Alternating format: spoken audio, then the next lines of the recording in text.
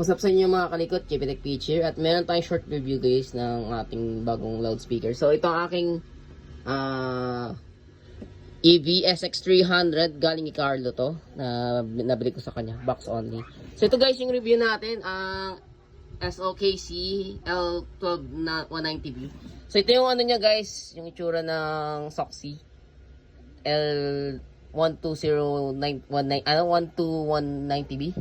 So, 500 watts to, 3-inch voice coil, frequency response, 40 Hz to 3 kHz.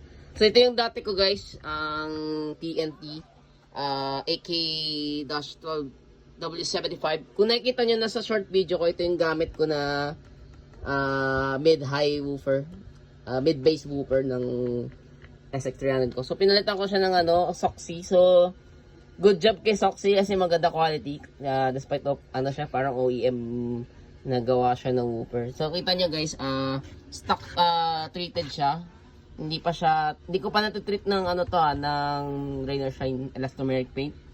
So, okay naman yung performance.